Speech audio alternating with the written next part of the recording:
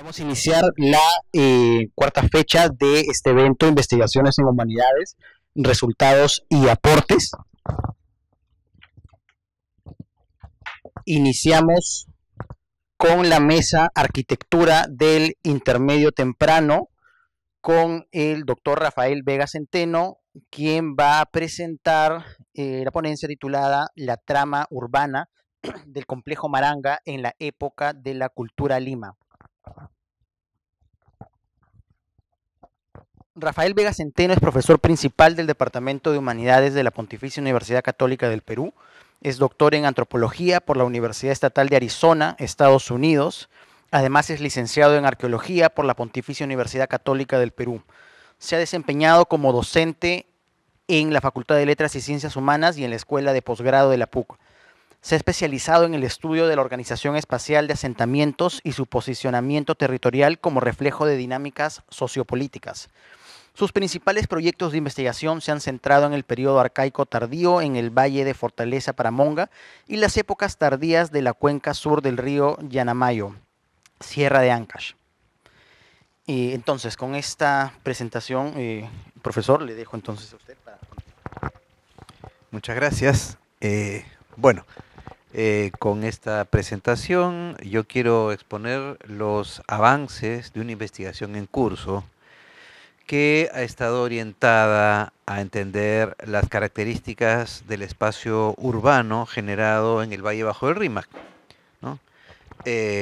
Más precisamente al costado de nuestro campus, entre los años 620 a 780 después de Cristo, ¿no? Y esto se dio en el marco del desarrollo de lo que se conoce en la literatura como cultura Lima, una cultura contemporánea con las conocidas culturas mochica o nazca, y que caracterizó a las poblaciones de los valles de Chancay, Chillón, Rímac y Lurín, donde actualmente se asienta nuestra capital. La arqueología de la cultura Lima tiene una historia larga, comenzando por las investigaciones del caballero que ustedes ven ahí, de Max Zule, quien trabajó en sitios conocidos como Pachacamac, como Maranga, menos conocidos como Cerro Trinidad en el Valle de Chancay. Estamos hablando de trabajos a fines del siglo XIX, inicio del siglo XX. Estos trabajos pioneros fueron retomados por colegas de diferentes escuelas y nacionalidades a lo largo del siglo XX. Ellos profundizaron en el conocimiento de los estilos alfareros que caracterizan lo que realmente actualmente conocemos como Lima, y junto con el esclarecimiento de estos repertorios alfareros, estas y otras contribuciones han ayudado también a expandir nuestro conocimiento sobre los asentamientos correspondientes a esta cultura. Así, asentamientos de mediana y gran escala han sido identificados en los valles de Chancay, Chillón, Rímac y Lurín, destacando sitios como Cerro Trinidad, Horcón, Cerro Culebras, Copacabana, Cajamarquilla, Maranga, Pucllana y Pachacamac. En todos estos asentamientos ha sido posible identificar edificios monumentales construidos en su mayoría con adobe y en menor medida con tapia. Además, los estudios sobre la arquitectura de Lima han permitido identificar pintura mural asociada con dicha arquitectura. Por otro lado, varios autores han sistematizado información sobre las técnicas y procedimientos constructivos en estos edificios muy particulares dentro del ámbito andino. Así, reconocemos ahora que los edificios Lima fueron construidos con el uso de adobes de dimensiones pequeñas, en un primer momento de base cuadrangular, en un segundo momento de base rectangular, dispuestos de forma vertical a manera de lo que se ha venido llamando técnica del librero. Dichos edificios suelen tener una forma de planta rectangular alargada, contando con una sucesión de terrazas escalonadas a lo largo del eje del edificio, patios con columnatas, banquetas, todo lo que caracteriza a los espacios dentro de dichas plataformas. Lo que a mí me interesa notar es que algunos autores, como José Canciani o Luis Guillermo Lumbreras, señalaron que dichas estructuras, dichos edificios, no se encontraban aislados, sino que formaban parte de sistemas de patios, cercaduras y pasadizos y recintos organizados en complejas tramas urbanas. Con el tiempo se han registrado ejemplos claros de estas tramas en Cerro Culebras, Huacapuquiana o Huacateyo en Cajamarquilla. En estos casos ha sido posible registrar conjuntos de patios, plazas, cercaduras dispuestas todas en forma ortogonal alrededor de las estructuras principales. Es significativo a su vez que estos conjuntos suelen tener accesos relativamente restringidos, presentándose como grandes espacios cercados. Bien, las contribuciones hasta aquí reseñadas ofrecían un estado del arte que nos revelaba, para la cultura de Lima, la existencia de extensos conjuntos arquitectónicos que encerraban a las estructuras piramidales.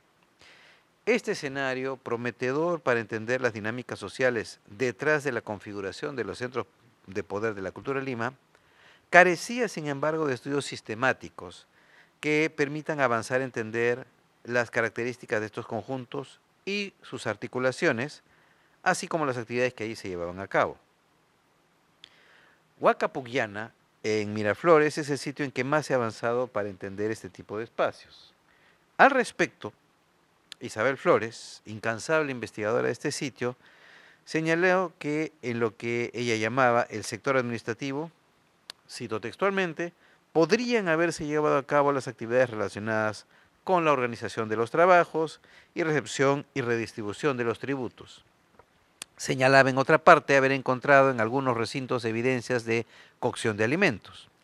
Por otra parte indicaba que en el resto de recintos, cito textualmente, no hay mayor evidencia de su función, la misma que se puede inferir a través de la anterior. Si existieran áreas de cocina, es probable que sirvieran para alimentar a la gente agrupada en el resto de los recintos. Fin de la cita. Estos planteamientos de Flores sugieren escenarios plausibles sobre lo que ocurría dentro de estos conjuntos arquitectónicos, pero, y ahí viene el problema, carecen de la evidencia que permita una caracterización sistemática de los mismos, por lo que quedan en gran medida solo como escenarios tentativos. El estado de la cuestión nos señalaba así que en términos generales no se habían llevado a cabo estudios específicamente abocados a entender las características espaciales de las tramas arquitectónicas desplegadas alrededor de los edificios públicos. No existían asimismo estudios que hayan dilucidado en forma integral la naturaleza de las actividades llevadas a cabo en dichos espacios, en los que no debería descartarse la posibilidad de encontrar ambientes de uso residencial. Consideramos en ese sentido que la superación de estas falencias era crítica para poder corroborar o reformular el propuesto carácter urbano de los centros políticos de la cultura Lima. Es así que, con miras a entender la trama arquitectónica en estos centros Lima, consideré necesario abordar en detalle el tema de la organización espacial, la distribución artefactual y las áreas de actividad existentes dentro de distintos espacios que esta trama arquitectónica podía ofrecer. En esa dirección me propuse estudiar las características de parte de la trama arquitectónica de un centro de la cultura Lima, ubicado, digamos, cerca a edificios monumentales, para definir sus formas, dimensiones y accesos, la distribución de áreas de actividad entre espacios y los cambios que estos espacios pudieron tener a través del tiempo. Con este objetivo, comencé en el año 2015 una investigación dentro del complejo Maranga, ubicado en el Valle Bajo del Rímac, entre los distritos de San Miguel y el Cercado de Lima. Para los que no conocen, se trata de un sitio de más de 120 hectáreas, en cuyo interior destacan 6 montículos plataforma de gran escala y 8 montículos de menor tamaño.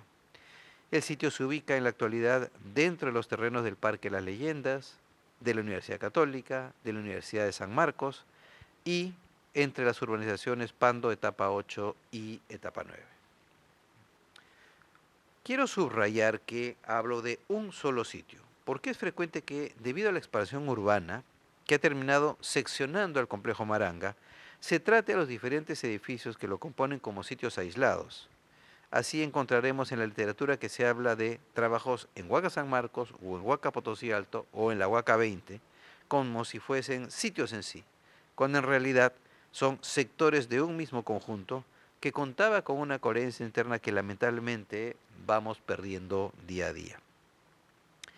No es ningún secreto que, debido a encontrarse en el área actual de expansión de Lima metropolitana, los sitios de la cultura Lima se han visto severamente afectados y en su mayoría reducidos al área de las estructuras monumentales, mientras que las áreas adyacentes han terminado debajo de la actual trama urbana. Los mismos edificios principales han sufrido severas alteraciones a lo largo del siglo XX y varias estructuras se encuentran cercadas por el avance urbano dentro de la Universidad de San Marcos, dentro de las etapas 8, 9 y Pando. Otras han tenido peor suerte y fueron desaparecidas completamente, como la Huaca Concha, alguna vez monumental y ahora debajo de lo que es el estadio de la Universidad de San Marcos. En medio de este escenario dramático, algunas investigaciones puntuales han podido revelar que efectivamente, alrededor de estos grandes edificios Lima de Maranga, se encuentran conjuntos de recintos, calles, patios y cercaduras que estarían dando forma a la trama urbana.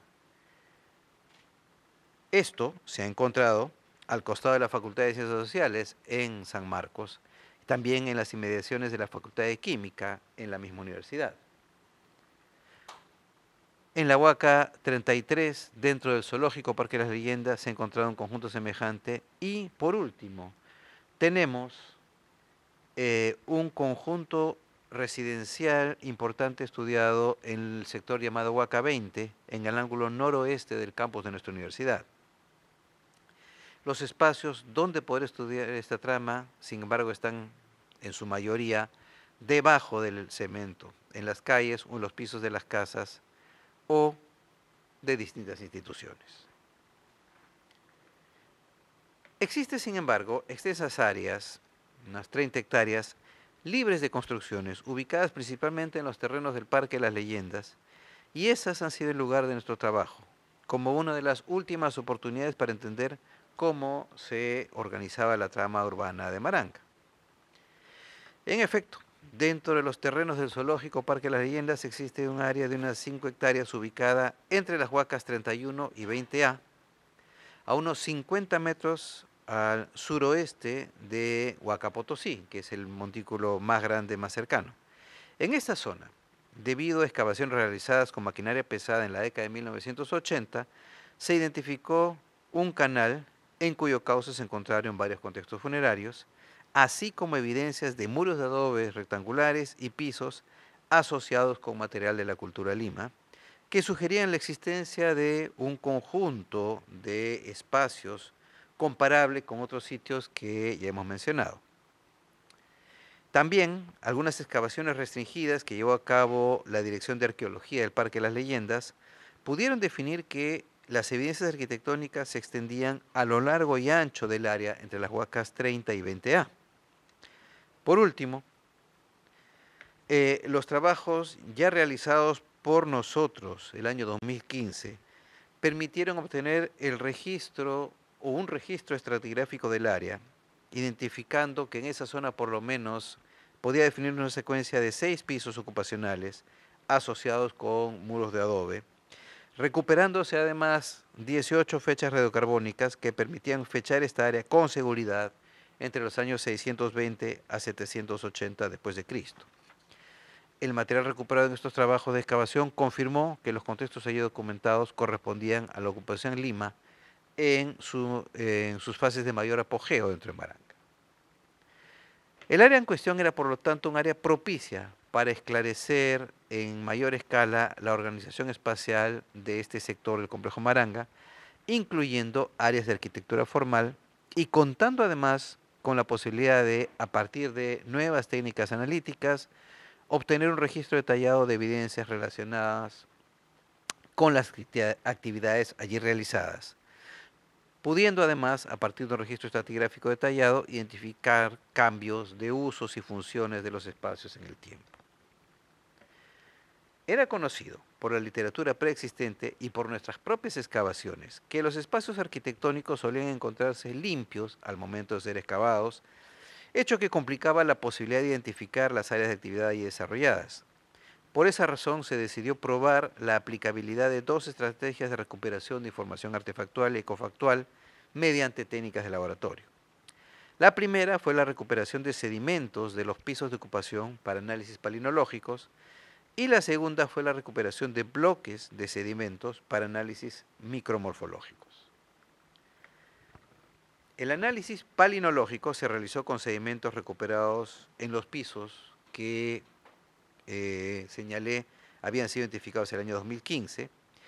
Estos fueron analizados en el Laboratorio de Palinología y Paleobotánica de la Universidad Peruana Cayetano Heredia. Análisis que permitió la identificación de granos de polen de 3 especies cultivadas, maíz, lúcuma y camote, que, a juzgar por la distancia entre el sitio donde estábamos y posibles campos de cultivo, y el escaso rango de desplazamiento de los granos de polen de plantas cultivadas, nos permitía asegurar que su presencia en los pisos se debía a su participación en actividades realizadas dentro del conjunto arquitectónico. Este registro, sin embargo, fue solo de un perfil, por lo que aún requeríamos de un muestreo mayor que permita vincular este tipo de hallazgos palinológicos con determinados espacios arquitectónicos.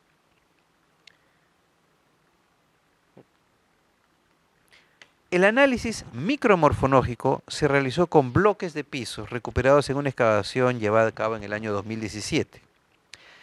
En esta excavación se extrajeron 4 muestras consistentes en bloques sólidos de 2 pisos identificados, y estos fueron analizados por el Laboratorio de Geología y Micromorfología de la Universidad de Reading en el Reino Unido. Los análisis permitieron la identificación, como ven en la pantalla, de trozos microscópicos de carbón, hueso quemado, materia orgánica y fitolitos de pastos, sean juncos o totoras, además de evidencia de tierra decoledada por combustión. Permitieron además identificar constantes procesos de limpieza o, si quieren ustedes, de trapeado de pisos. Se pudo así probar la efectividad del análisis micromorfológico para identificar huellas de actividad en los pisos, estando pendiente, como en el caso del polen, la reconstrucción de la distribución de dichos restos en espacios arquitectónicos más definidos. Regresaré para mostrar que esto se hizo en un pozo de cateo. ¿Qué es lo que falta acá? Contextualizar este tipo de hallazgos. Fue así que, con la base de estos trabajos del 2015 y 2017, ¿no?, que nos habían permitido reconocer la existencia de conjuntos arquitectónicos Lima en la explanada entre las Huacas 31-20A, y que nos había permitido definir que en ambos casos teníamos secuencias de pisos superpuestos, ¿no?, y que esto había ocurrido entre un marco de unos 160 años, y por último, que los resultados palinológicos y micromorfológicos habían sido muy promisorios de la perspectiva de contar con datos que nos permitan la reconstrucción de actividades, que llevamos a cabo entonces una estrategia de una segunda etapa, ¿no? Una estrategia destinada justamente a esclarecer las características de la organización espacial de una sección del área del complejo Maranga, ¿no? Por otro lado, ¿no?, hay que decir que esto debía incluir, ¿no?, la recuperación de muestras de sedimentos y de bloques estratigráficos para los análisis palinológicos y micromorfológicos que permitan redondear el entendimiento de esta trama arquitectónica. Fue así que el año 2022 procedimos a delimitar un área de 500 metros cuadrados en las cercanías de la Huaca 31 para llevar a cabo las líneas de acción definidas. Ese mismo año 2022, post pandemia, se excavaron aproximadamente unos 100 metros cuadrados que permitieron la identificación de un recinto de unos 12 por 12 metros que compartía la orientación con los edificios principales de Maranga. Como era de esperarse, el piso de dicho recinto se encontraba totalmente limpio, y en ese sentido se procedió a realizar una estrategia de muestreo para la obtención de nuevas muestras de bloques sedimentarios y sedimentos sueltos, ¿no? Así, a partir de la excavación de cateos y la limpieza de perfiles de la arquitectura que habíamos expuesto, se obtuvieron 6 muestras de 6 locaciones distintas de dicho recinto. Estas muestras vienen siendo analizadas en el Laboratorio de Palinología y Etnobotánica de la Universidad Cayetano Heredia y en el Laboratorio de Microarqueología de la Universidad de Sao Paulo. Aquí quiero señalar un detalle importante, y es que esto lo estamos dando dentro de un marco de una apuesta interdisciplinaria, que entre otras cosas implica no simplemente sacar las muestras y mandarlas al laboratorio esperando resultados, sino implica involucrar a los investigadores que hacen este tipo de trabajos en el proyecto. Ustedes tienen ahí en la fotografía a la, sería a la izquierda de ustedes, al magíster Lirjo Amán, de la Universidad Cayetano Heredia, tomando las muestras de polen, y a la derecha a la doctora Jimena Suárez Villagrán, de la Universidad de Sao Paulo, tomando las muestras para la micromorfología, ¿no? Eh, Podemos decir que esto tiene, podríamos decir, la típica ventaja y la desventaja. La ventaja es que si estos colegas están involucrados en la investigación, eh, deben tener la libertad de presentar sus propias ideas, intereses, hipótesis, o sea, trabajar también con el material de acuerdo a sus orientaciones, ¿no? Y establecer ahí un diálogo que con el investigador principal, que sería mi caso. Hay también una ventaja económica. Si están involucrados, si quieren investigar, entonces, crematísticamente hablando, lo hacen gratis, ¿no? ¿Cuál es la diferencia? La desventaja, también hay que mencionarla, que entonces, como todos investigadores, me incluyo yo, tienen sus plazos, tienen sus responsabilidades. Es diferente que cuando uno paga, entonces exige el informe para ciertos plazos. Aquí hay que, digamos, saber dialogar también con las agendas de los colegas, ¿no? Digo esto porque una cosa que tengo que decir es que estoy todavía esperando contar con los resultados finales de estos análisis. Eh, Tengo varios correos electrónicos donde hablan con entusiasmo de lo que están encontrando, pero no sería serio empezar a hablar de esos chats en este momento. Eh, entonces, lo que sí quiero presentar es que, siendo conscientes de la necesidad de ampliar esta base comparativa, ok, teníamos un recinto bien muestrado, eh, hay que ampliar la base comparativa. El año entonces 2023 comenzamos una nueva excavación más pequeña porque encontramos las huellas de un segundo recinto.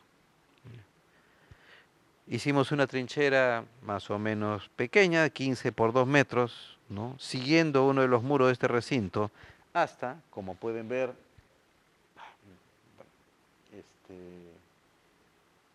está por acá, creo que la mesa está viendo, encontramos que el recinto empezaba a voltear. Pero encontramos también un pequeño detalle, un poco desconcertante, y es que ese segundo recinto que empezaba a vislumbrarse tenía un pequeño problema, y yo lo estoy tapando.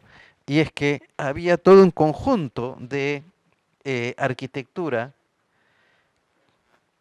que parece que hace que el recinto sea más complejo. Toda esa arquitectura era posterior, como que habían habido dos momentos en la ocupación, uno de un recinto grande como el que habíamos definido previamente, y un segundo momento donde este recinto había sido compartimentalizado. Entonces, procedimos a profundizar, a hacer una serie de unidades de prueba para no levantarnos totalmente de la arquitectura superior, y logramos encontrar el piso asociado al recinto original, que sería contemporáneo con el recinto 2, ¿no? Y aprovechamos los cateos una vez más para recolectar la nueva, digamos, corpus de muestras, tanto para el estudio palinológico como para el estudio micromorfológico. Bien,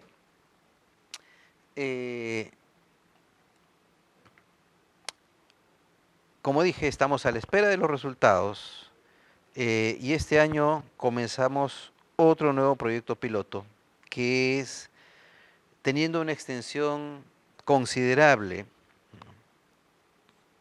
incrementar la eficiencia de la excavación y la identificación de espacios a partir de la detección, la posible detección de arquitectura enterrada desde la superficie con el uso de un georradar, ¿no? Hicimos en las últimas temporadas una muestra con la colaboración de mi colega Yaldulanto, ¿no? Pasamos el georradar en una área de más o menos unos 20 por 15 metros y es lo que encontramos acá. Esta muestra es una vista en planta, donde básicamente lo que ven ustedes son unos cambios de coloración de blanco a negro con algunas tonalidades grises. Lo que más nos llamó la atención era una suerte de forma que se insinuaba con estas coloraciones negras. ¿Y por qué era interesante?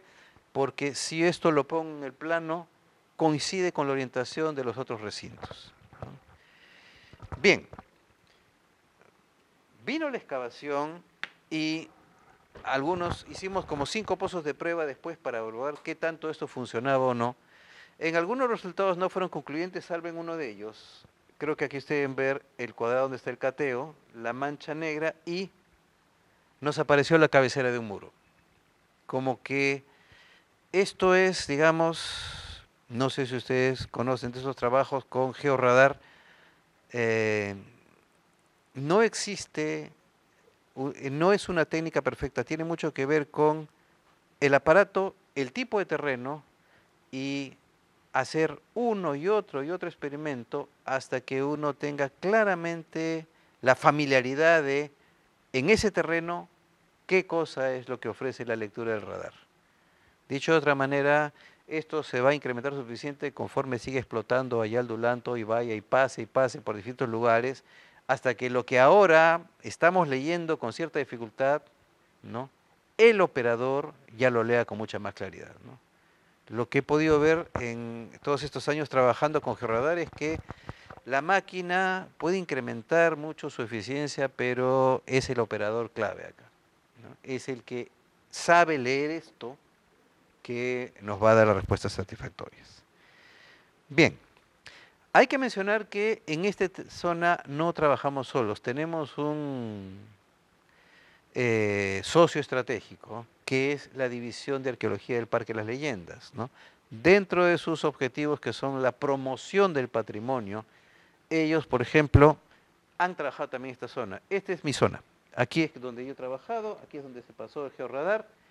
Esa excavación que ven ustedes allí, entre la Huaca 31 y la Huaca 20A, es excavación del Parque de las Leyendas, donde bajo la dirección de la licenciada Lucenía Carrión, se ha encontrado también arquitectura Lima, y si ven ustedes, la orientación de la arquitectura es básicamente la misma. Lo significativo es que cuando ellos han excavado, yendo hacia la Huaca 20A, parece que la arquitectura Lima, o sea que el montículo de la Huaca 20A no es Lima, es posterior, la arquitectura Lima pasa por debajo. O sea, hay que pensar el espacio arquitectónico Lima sin la Huaca 20A y por lo que he podido ver de algunos informes de la década del 80, probablemente sin la Huaca 31. Como que no, son sitios arqueológicos, pero son posteriores. Bien, ahora, como se trata de entender una trama urbana en general, nuestro estudio incluyó evaluación de evidencias de otra zona que había sido excavada de manera muy intensa dentro de la Universidad Católica. Me estoy refiriendo a eso que sale como Huaca 20, que es un conjunto, era un conjunto relativamente pequeño, pero que en realidad ahora sabemos que involucra un área mucho mayor. Huaca 20 era un montículo, y era un montículo tardío, y cuando pasa a ser excavado el montículo estaría por acá más o menos. Lo que se ha podido encontrar, este es un plano que hemos logrado confeccionar en base a todos los informes de Huaca 20, es una trama de todo un sector residencial aparentemente delimitado, con un muro en la parte sur, un muro en la parte oriental, un muro de gran escala en la parte norte, y esta zona gris es como una depresión. Es como que Huaca 20 es algo como una pequeña lomada. En este sitio se ha podido registrar una arquitectura mucho más informal que las que estábamos encontrando en, en la zona del Parque de las Leyendas. Muros pequeños, algunos de adobe, otros de piedra, otros con adobe reutilizado. Significativamente algunos conjuntos arquitectónicos con algunos rasgos bien interesantes. En este caso, por ejemplo, esto fue excavado en un rescate, se ha podido registrar un conjunto aparentemente residencial asociado a una gran zona de quema y aquí directamente a un horno. Aquí otro conjunto residencial asociado también a una zona de quema y a un número muy significativo de piedras de moler de gran escala, lo cual sugiere entonces conjuntos residenciales, unidades domésticas asociadas con cierto tipo de labores, ¿no? Ahí tienen otra vez los hornos registrados en ese conjunto. Este es el otro conjunto con la zona de quema y todas las manos de moler y batanes que se habían identificado, ¿no? Y aparte, en otra zona de acá, ¿no?, se ha encontrado, y estas fotografías son, me las he copiado del avance de tesis de caballero, Juan José Caballero, que está acá, ¿no?, que en varios contextos funerarios aparecen anzuelos. Y eso ha sido planteado por varios colegas como que hubiese como una suerte de barrio o sector de pescadores allí enterrados, ¿no? No me voy a comprar totalmente esa interpretación, pero lo que sugiere entonces es que esa zona de Huaca 20 sería una zona donde no es simplemente para decir es una población residencial, sino que se puede aislar a las diferentes unidades domésticas vinculadas a diferentes labores económicas. Ahora, lo interesante es que toda esta zona parece haber estado bien separada de otra zona por un muro de escala monumental, que además estaba asociado a eso de ahí, que es como una calzada, es como una suerte de amplia explanada de cantos rodados. Y bueno, si uno sale ahí de la avenida, al otro lado está Huaca Potosí. Es como si fuese una suerte de entrada solemne hacia Huaca Potosí, separando con este muro esa zona de acá. Y para mayor dato, al otro lado del muro había una arquitectura comparable con la de Maranga, arquitectura formalizada, muros gruesos de adobe, ¿no?, lo cual es un excelente indicador de cómo, si hay una trama arquitectónica en Maranga, segrega sectores, segrega barrios, ¿no? No solo los barrios que son claramente identificados por el tipo de arquitectura, sino que además hay dispositivos arquitectónicos como muros de delimitación para segregar los barrios. Bien, ¿no?, una vez más vamos ahí entonces a un sector que creo yo que todavía puede dar mucho más de información para terminar de entender la trama urbana en esta zona de Maranga, ¿no? En Huaca 20 han habido 1, 2, 3, 4, 5 temporadas de investigación y después 2 grandes temporadas de rescate.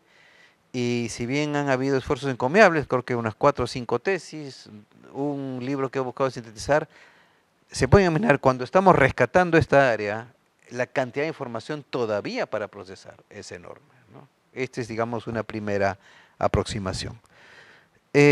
Como reflexiones finales a todo esto, lo que yo quería notar es que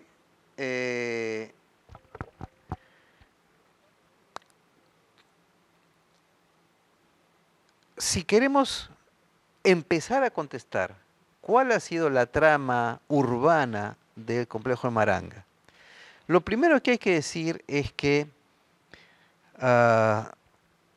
ya como una hipótesis para seguir avanzando, es que no existe en Maranga una suerte de centro de huaca principal, ¿no? Si bien Huaca San Marcos sabemos que es la huaca más grande, no es 5 veces más grande que la segunda, ¿no?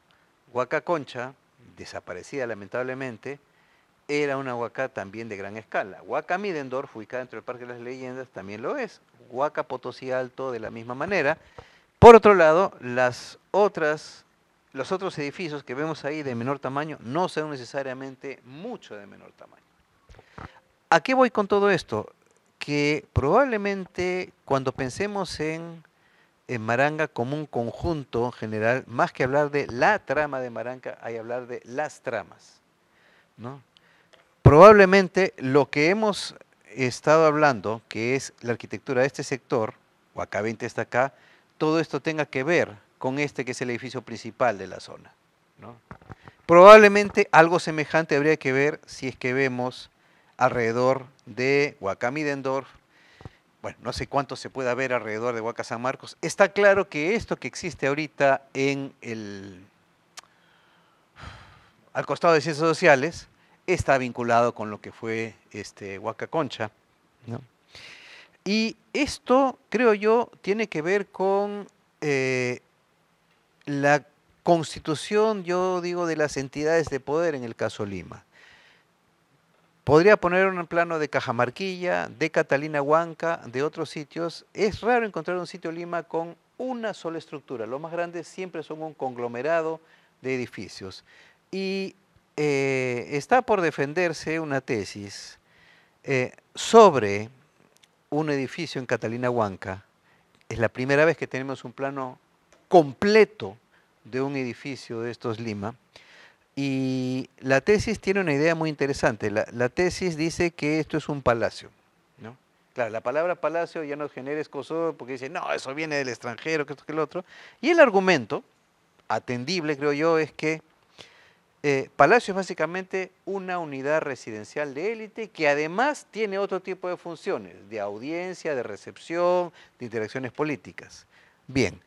En este conjunto de Catalina Huanca, claramente hay la zona residencial, la zona de recintos, hay una zona de almacenamiento y hay zonas de recepción para diferentes tipos de audiencias, ¿no? Y cuando uno se pone a pensar en otros edificios Lima parcialmente excavados, encontramos lo mismo, encontramos este tipo de elementos. Si regreso entonces cada uno de estos edificios podría estar representando a cada uno de estos grupos de élite, grupos familiares de élite, si quieren ustedes, ¿no? Que de alguna manera comparten el espacio de la trama. Y más bien, la trama arquitectónica alrededor tiene que ver con la dinámica que establecen estos grupos de élite con las diferentes poblaciones que se van incorporando. Y lo interesante es que esta trama discrimina, como hemos visto en Huaca 20, ¿no?, cierto tipo de espacios para cierto tipo de poblaciones de diferentes características.